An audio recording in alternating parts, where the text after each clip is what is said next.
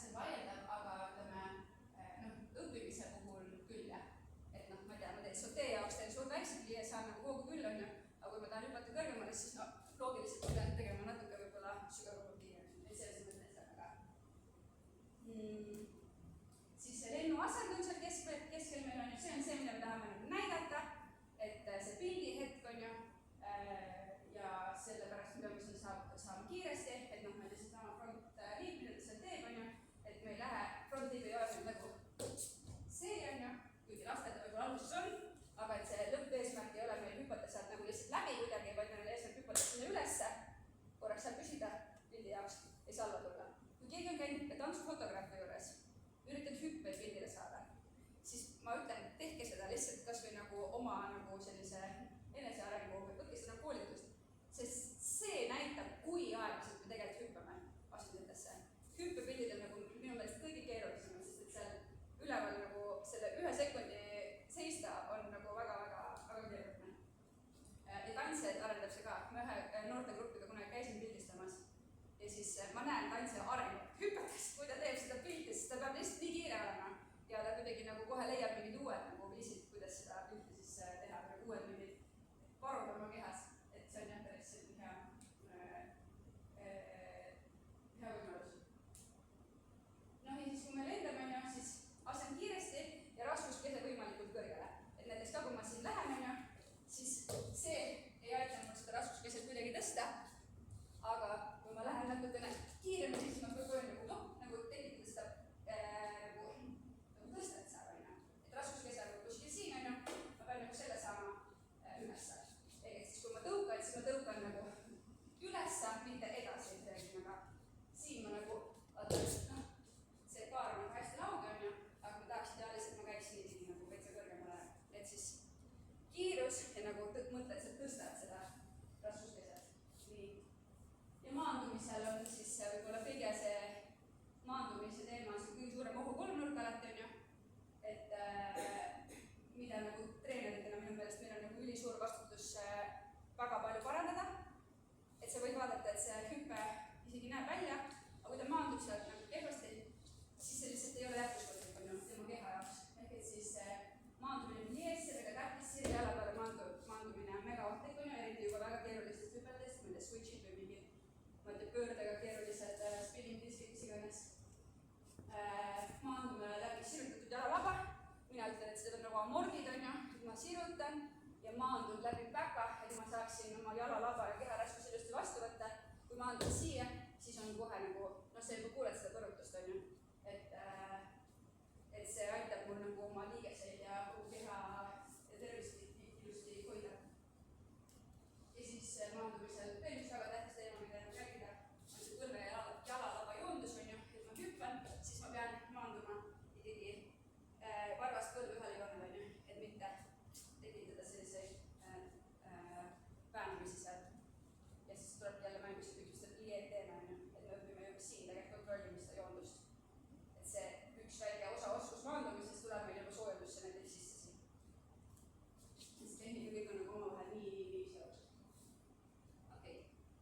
No jälle mõned näited nendest osaoskustest. Hüpped on nagu kõige komplekssemad tehnilised elemendid, on ju. Seal on neid osaoskusi mega palju.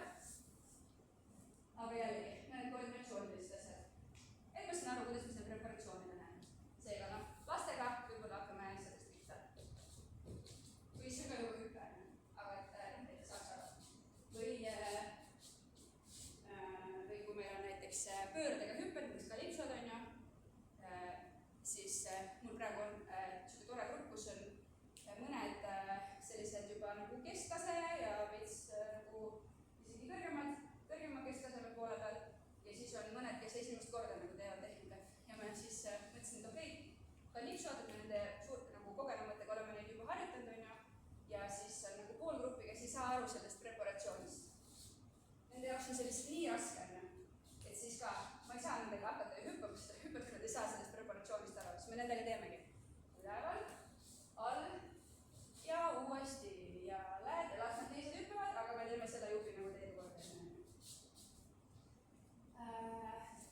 Käteasend, jalgade asend, on ju, obviously, kus need jalad siis on ju, kumb on sirge,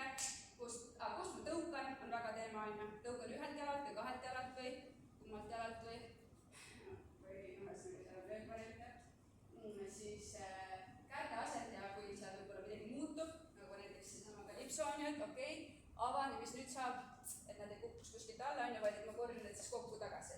Et jälle mingi teema, mida täiesti eraldi võib lahti võtta.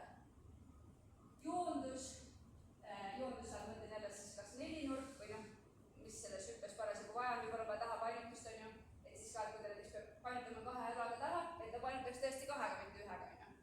Et sellised teemad.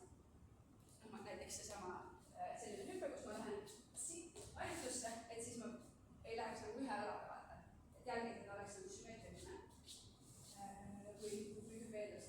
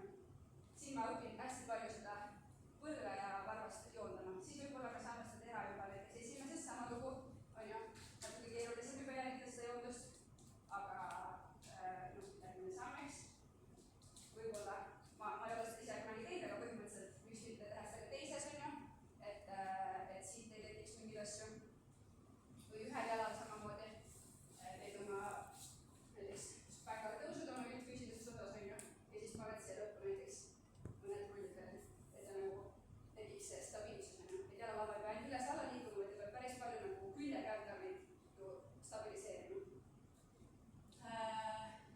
Siis ongi see tõukemomendi harjutus, väga hea, see mulle lemmik, pane paremale ette. Ja annan siia peale sellise suht hea raskuse, ma arvan, et 70% raskusest on praegu esimese jala peal. Nii, nüüd ma teenin siis tõukemomenti jalalabasest. Hakkan siit nagu jalgadest tõstma.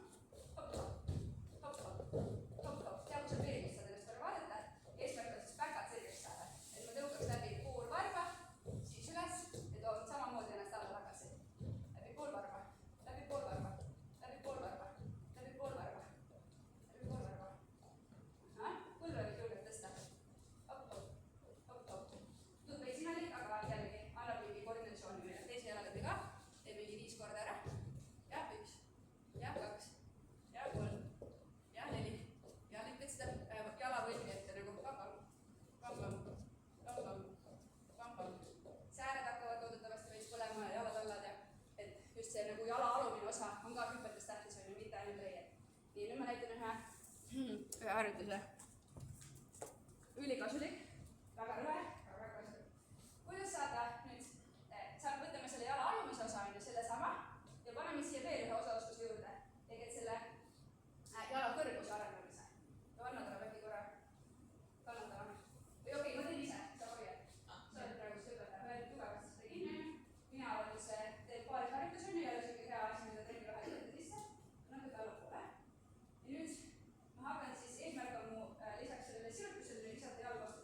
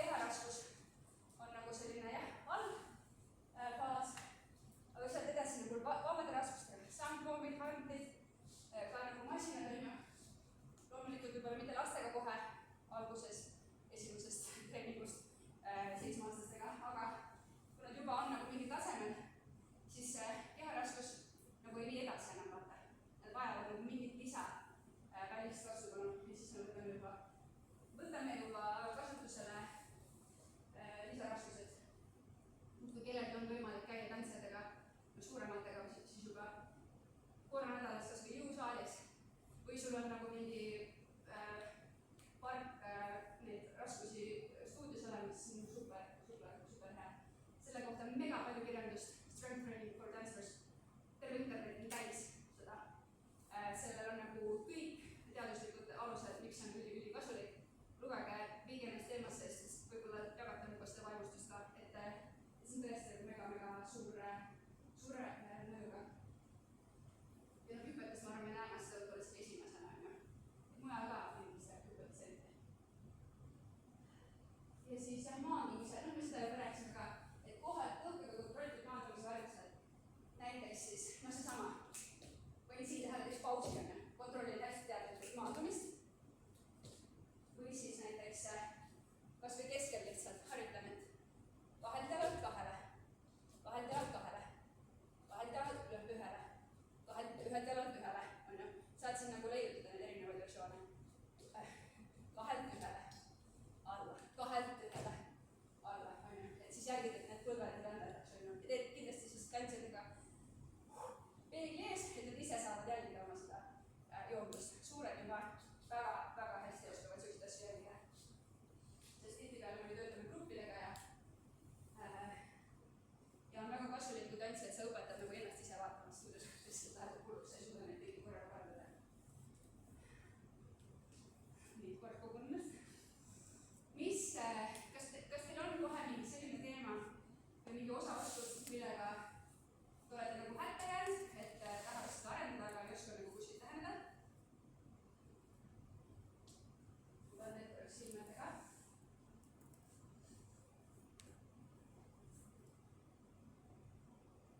Ma saan kohe teile anda mõne hariduse idee veel.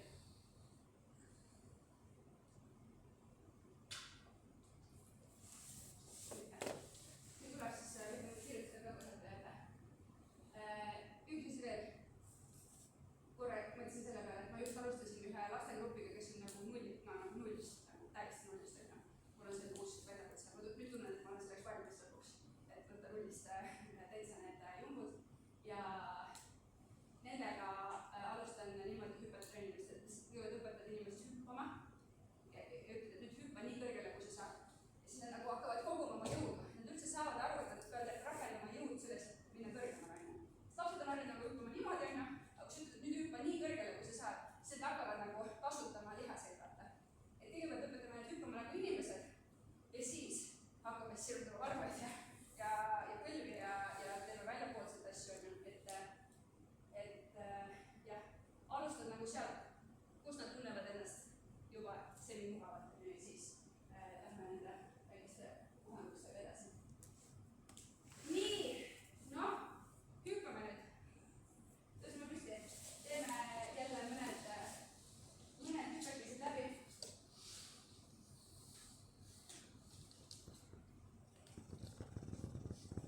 Valisin mõned on lihtsamad, mõned on juba päris keerulisemad ja jälle sealt ICU-l on väga hea pank koos videonäidetega neid hüppeid. Pööran peegli poole, esimene hüpe on sauté. Mul jäi see E-kriips sealt puudu praegu. Sauté on siis see, millest hüppetreeningud kõik alustada, on ju. Ehk et siis need on nagu koha peal väiksed hüpped. Siin jälle võiks teha neid nii paralleelis või väljapoolselt. Noh, kellel on juba rohkem nagu tehnilist variatiivsust, siis ka nagu teises ja võiks mitte viiendas või teha siin mingi tšonšmaanid ka aina vahele. Et igasugused täishüpped koha peal nii algatele kui tõstjatele väga soovitaks nagu teha, on ju. Et jälle saame jalalaba tööle. Ma teen neid tihti ka nagu ettevalmistusena suurteks hüppedeks, on ju. Tegime, ma ei tea, oma pöörded asjad ära, on ju, tahame hakata hüppeid tegema, siis teeme vahepeal ühe sellise harjutuse ja siis lähme hüppame neid suuri asju igasuguseid.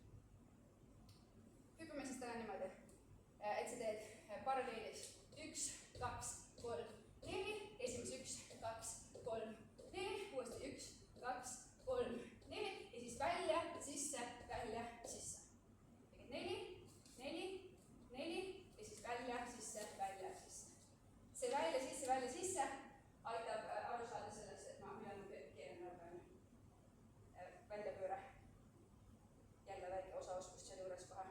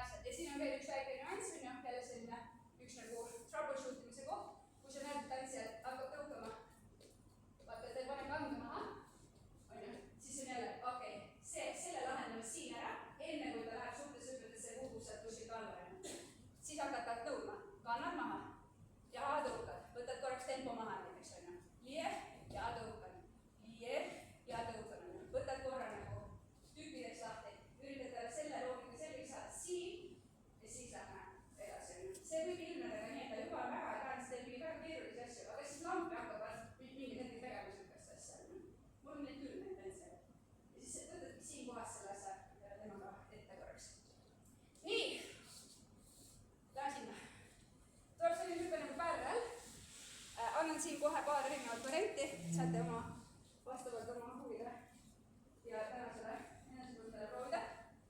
Pärrel on siis see veini tünn, kohe tuli see mõte mõnikest. See tünniga. Ja siis see hakkab nagu pärreli puintis, et ta käib niimoodi. Iga pärrel hüpe käib niimoodi. Nii, kõige lihtsam variant pärrelist algab meil siit näiteks ja ma hüppan sirgelt jalgade peale ja ümber enda. Siit, hop, hop, hop, hop. Ja uuesti, hop, hop, hop, hop. Ja siis ma saan seda teha järjest. See on pärrelite võru. Et ma lähen järjest.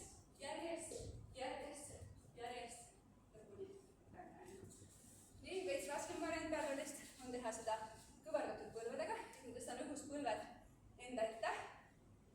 Hopp, hopp, hopp. Üldse, aga saad aru, siis on natuke keha tahapoole teie, kes juurdab. Ja siis on hiljem seal sirgeteadadega variante, igasugused üleviimisega variandid. Ja siis tuleb puukid ja ühesõnaga arengu võimalus veel. Vali siis praegu näiteks nende kahe seast. Et kas sa teed sirgetab jalgadega või sa teed nende kõverdatud põlvedega. Tõukan parema jala pealt. Hopp, hopp, hopp. Hopp, vaatan vasakule. Proovime.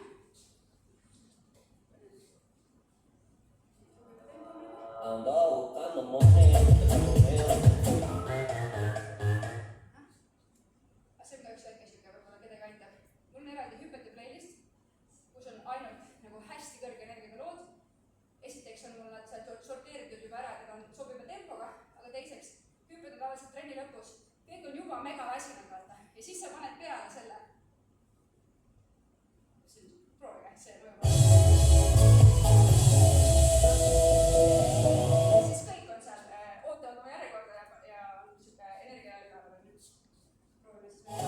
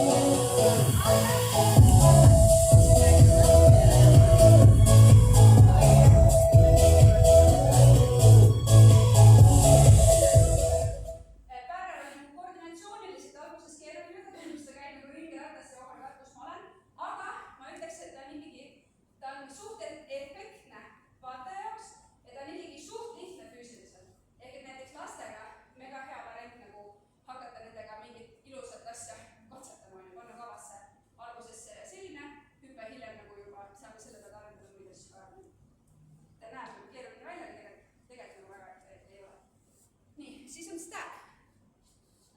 Stag on isahirm. Ja stag liipid on meil siis double stag, ehk et siis nagu kahe kõverdatud põlvega, et see näeb jälle nagu puder või see hirm, nagu hüppav hirm on ju. Nii, ja siis on single stag, mille kohta me ütleme teisiti ka kalipso. See tähendab siis, et mul üks jalg on kõverdatud, teine on sirge. Teeme seda double stagi praegu. Ja teeme siis, et anda teile kohe hästi palju overwhelming infot, on ja siis me teeme seda kohe läbi pöörde. Ehk et siis ma teen siin üleval šene, all šene, see tähendab, et ma toon jalal teise, vasaku jala üle, keeran spiraali, nii, olen omadega siis enam-vähem peeglis, kergelt võib-olla nurgas isegi, ja nüüd ma hüppan stagi. Tõukan vasaku, täpselt. Terve. On üleval šene, all šene, ja hopp. Põõdes üles, nagu hüppaks üle aiakeste. Proovime.